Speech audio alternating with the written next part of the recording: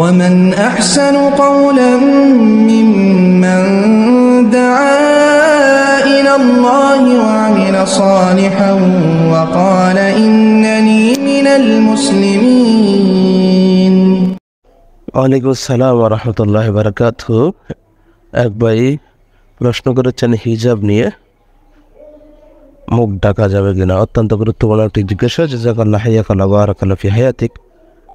প্রিয় ভাই, হাদিসে যেটা আমবাবা আছে, মহিলার মাথা থেকে পায়ের পাতা পর্যন্ত সে তাদের সতরার অন্তর্ভুক্ত পুরোটাই ঢেকে রাখবে। তবে বিভিন্ন অঙ্গের বিষয়ে যেটা অনেকটাই, বিশেষ করে মুখের বিষয়ে এখানে অনেকটা কিছু লোক দ্বিমত পোষণ করেছেন। নাসিরউদ্দিন আলবানী তিনি বলেছেন যে চেহারাটা খোলা রাখতে পারবে। আবার অনেকে বিভিন্ন দিক দিয়ে গবেষণা অনুযায়ী বলেছেন যে যদি ফিতনার আশঙ্কা না থাকে তাহলে মুখ খোলা রাখতে পারে, আর যে ফিতনার আশঙ্কা থাকে তাহলে মুখ খোলা রাখবে না। বিশেষ করে বাহিরে যখন বের হবে তখন ওই বিষয়টা সবচেয়ে বেশি খেয়াল রাখতে হবে। ঘরের মধ্যে চেহারা খুলে রাখবে, সালাতরত অবস্থায় চেহারা খুলে রাখবে। আর বাহিরে যখন বাইর হবে, বিশেষ করে বর্তমান পরিবেশ অনুযায়ী তখন মুখ ঢেকে রাখতে হবে। এবং যেটা দিয়ে মুখ ঢেকে রাখা সম্ভব ওইটা দিয়ে যেন কোনো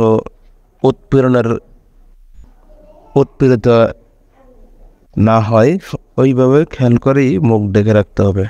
কারণ হচ্ছে এখন বর্তমান জামানাটা অনেকটাই ফিতনার জামানা। সেই ফিতনার জামানা থেকে বেঁচে থাকার জন্য তাকে অবশ্যই নিরাপত্তা নিশ্চিত করতে হবে। আর চেহারা আর যত ধরনের ফিতনার সম্মুখীন হওয়া যায় সেটা হচ্ছে প্রথমত চেহারার সূত্রপাত থেকে। চেহারা সৌন্দর্য যদি প্রকাশ পায় তাহলে তো তার পিছনে বকাট ছেলেগুলো তারা ঝুঁকে পড়বে। তো এই জন্য তাদেরকে খেয়াল করতে হবে যে যেন কোনো বকাটের ছেলে তার পিছু না ধরতে পারে, ওইভাবেই তাকে রাস্তার মধ্যে বের হতে হবে। আল্লাহু আ'লাম। আসসালামু আলাইকুম।